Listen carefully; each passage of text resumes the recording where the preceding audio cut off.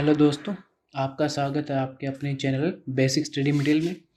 तो दोस्तों, पिछली वीडियो में हमने बात की थी पाइथन के फर्स्ट यूनिट के नोट्स के पार्ट 1 था। अब हम उसके आगे और पढ़ने वाले हैं, तो चलिए शुरू करते हैं।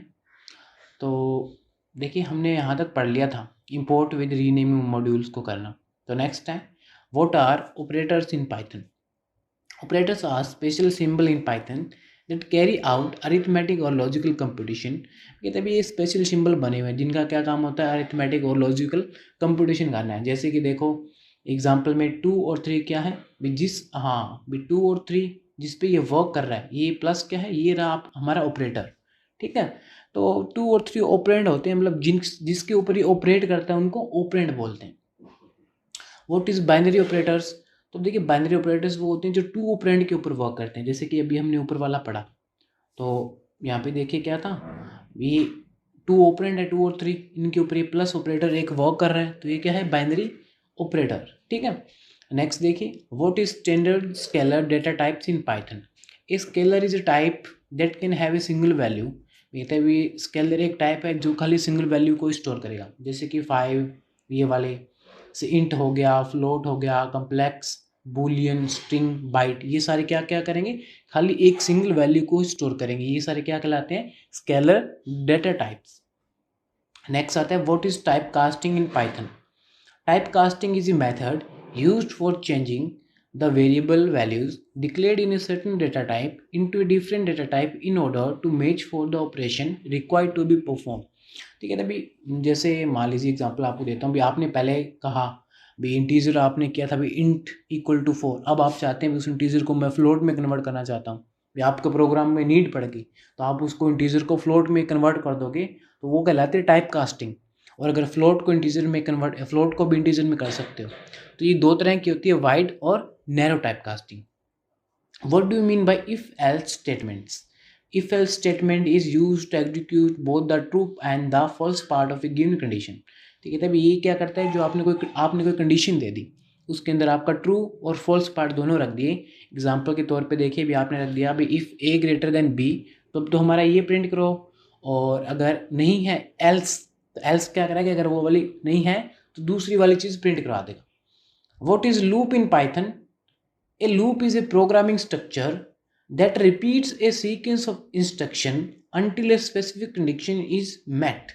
There are 3 types of loop in Python: for loop, while loop and do while loop। ये कहते हैं लूप क्या है, एक प्रोग्रामिंग स्ट्रक्चर है जो क्या करता है, एक सीक्वेंस को रिपीट करता रहता है जब तक उसको एक स्पेसिफाइड कंडीशन मिल नहीं जाती।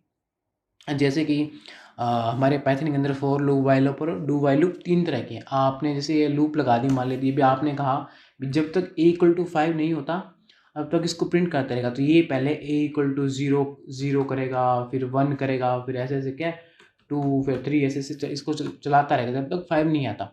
ठीक है दोस्तों, तो नेक्स्ट देखिए, what do you mean by pass in class. The pass statement is use as a placeholder for future code.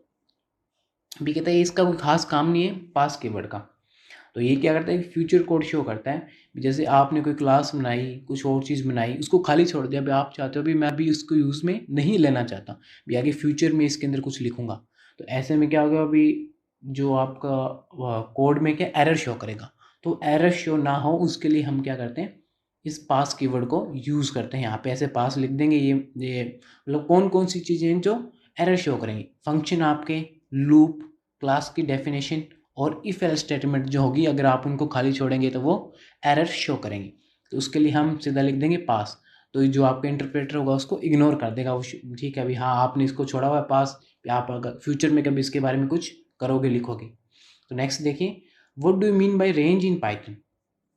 The range function return a sequence of numbers starting from 0 by default and increments by 1 by default and stop before a specified number। तो कहते हैं range क्या है, एक sequence of number देता है। भी इसमें आपको ऑप्शन मिलता है भी इसे स्टार्ट कहाँ से करना है, 3 से हमने स्टार्ट किया और आप चाहते हो वो 6 तक चले, तो ठीक है, तो 6 तक चलेगा।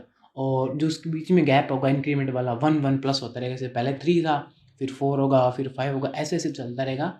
और ये ऐसे, ये इसका सिंटैक्स है इसको लिखने का। और ऐसे आप फॉर एन इन एक्स, जो एन है वो क्या है, एक्स के अंदर है, प्रिंट मैंने एन करवा दिया, तो इस रेंज के अंदर 3 से लेके 6 तक आपको ये प्रिंट करवा देगा। नेक्स्ट देखिए, what do you mean bye ternary expressions? The ternary operators is a way of writing conditional statement in Python. देखिए टर्नरी ऑपरेटर्स क्या है, एक तरीका है कंडीशनल स्टेटमेंट को शॉर्ट तरीके से पाइथन के अंदर लिखने का। जो आपकी इफ एल्स स्टेटमेंट है तो आप इफ लगाएंगे फिर एल्स लगाएंगे, मतलब उसको उतना बड़ा लिखने की जरूरत नहीं है। जैसे कि एग्जांपल के तौर पे देखिए, ए और बी को मैंने 10 और 20 वैल्यू दी, मैं चाहता हूँ बी मिनिमम के अंदर ए वैल्यू आ जाए, कब? If A greater than B, जब ए लेस देन बी, जब ए छोटा हो बी से। एल्स अगर ऐसा नहीं है तो मिनिमम के अंदर क्या वैल्यू आ जानी चाहिए? बी। तो ये देखिए इफ एल्स स्टेटमेंट को लिखने का एक शॉर्ट हैंड मेथड है, शॉर्टकट एक तरीका है। तो ये तो हमारा फर्स्ट यूनिट कवर हो गया दोस्तों। तो आज की वीडियो में इतना ही। मेरे चैनल पे जाइए, अगर आपको कोई डाउट हो तो कमेंट कीजिए, मेरे चैनल को लाइक कीजिए, सब्सक्राइब कीजिए।